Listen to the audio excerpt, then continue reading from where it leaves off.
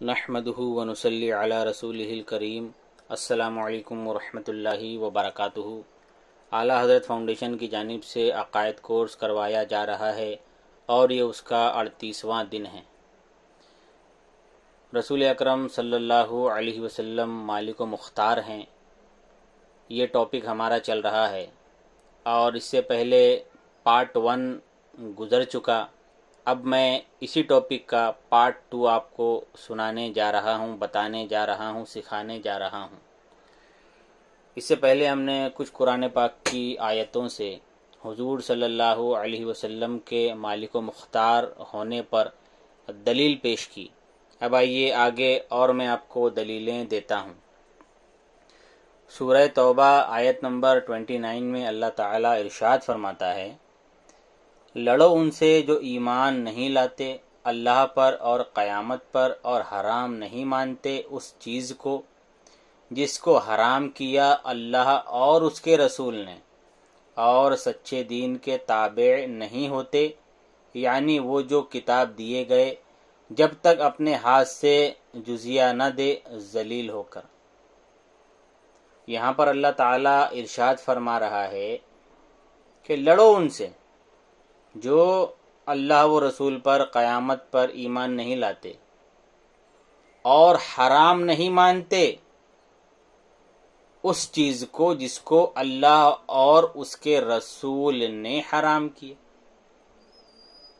اگر حضور صلی اللہ علیہ وسلم کے پاس اختیار نہیں ہے تو حضور صلی اللہ علیہ وسلم کسی چیز کو حرام کیسے قرار دیں گے؟ اللہ تعالیٰ نے خود یہ کہا کہ اللہ و رسول جس کو حرام کہہ دیں اسے حرام مانو۔ اس آیت سے بھی ثابت ہوتا ہے کہ حضور صلی اللہ علیہ وسلم کے پاس اختیار ہیں کہ وہ کسی چیز کو حرام قرار دے دیں اور کسی چیز کو حلال قرار دے دیں۔ اب آئیے ایک حدیث پاک میں آپ کو بتاتا ہوں۔ صحیح بخاری حدیث نمبر 1468 1468۔ ابن جمیل کو یہی ناگوار ہوا کہ وہ فقیر تھا، اللہ اور اس کے رسول نے اس کو غنی کر دیا۔ یہ حدیث پاک کا ٹکڑا ہے۔ یہاں پر کیا لکھا ہے؟ اللہ اور اس کے رسول نے اس کو غنی کر دیا۔ اب غنی کون کرے گا؟ جس کے پاس ہوگا کچھ وہی کسی اور کو غنی کرے گا نا، کسی اور کو دے گا نا۔ تو اس صحیح حدیث سے بھی یہی ثابت ہے کہ حضور صلی اللہ علیہ وسلم کے پاس اللہ تعالیٰ نے اختیارات دیے ہیں، اپنے خزانے دیے ہیں، تبھی نہ حضور صلی اللہ علیہ وسلم دوسروں کو غنی کر رہے ہیں۔ اب آئیے ایک اور حدیث پاک میں آپ کو سناتا ہوں۔ سنن ابو داؤد حدیث نمبر 2943۔ جسے ہم نے کسی کام پر مقرر فرمایا پس ہم نے اسے رزق دیا۔ کہ حضور صلی اللہ علیہ وسلم کا قول ہے یہ کہ خود فرما رہے ہیں کہ ہم نے کسی کو کسی کام پر مقرر فرما دیا تو ہم نے اس کو رزق دیا۔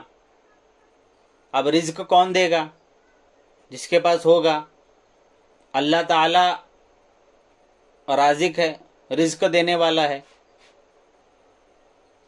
لیکن اللہ تعالیٰ ذاتی ہے، اور جو حضور صلی اللہ علیہ وسلم ہم کو رزق دے رہے ہیں وہ عطائی ہے۔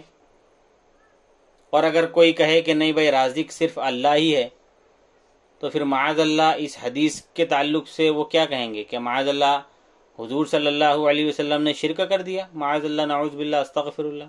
نہیں نا، تو یہی فرق آپ کو یاد رکھنا پڑے گا ذاتی کا اور عطائی کا، کہ اللہ تعالیٰ ذاتی طور پر رازق ہے، رزق دینے والا ہے، اور حضور صلی اللہ علیہ وسلم عطائی طور پر رزق دینے والے ہیں۔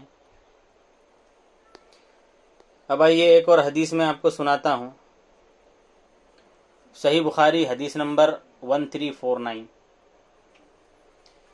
رسول اللہ صلی اللہ علیہ وسلم نے فرمایا کہ اللہ تعالیٰ نے مکہ کو حرام کیا ہے، نہ مجھ سے پہلے کسی کے لیے یہاں قتل و خون حلال تھا اور نہ میرے بعد ہوگا، اور میرے لیے بھی تھوڑی دیر کے لیے فتح مکہ کے دن حلال ہوا تھا۔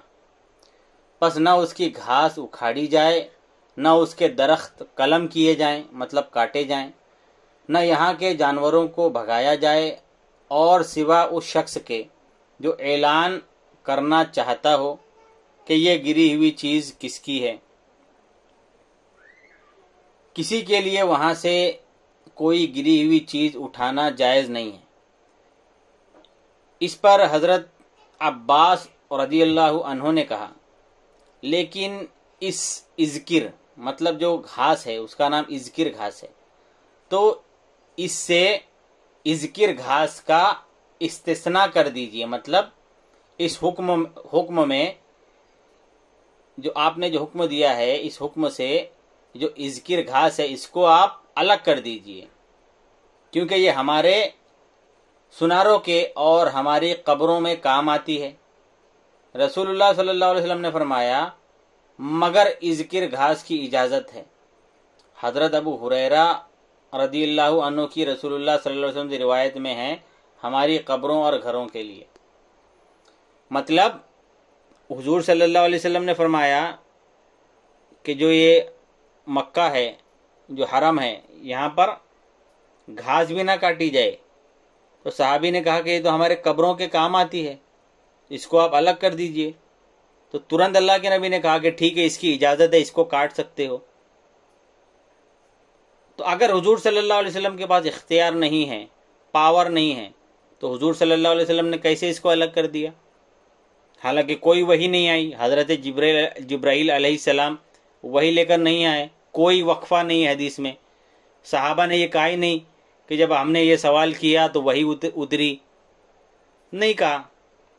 تو حضور صلی اللہ علیہ وسلم کو اختیار ہے کہ جسے چاہیں حلال جسے چاہیں حرام کر دیں، یہ اللہ نے آپ کو اختیار دیا ہے۔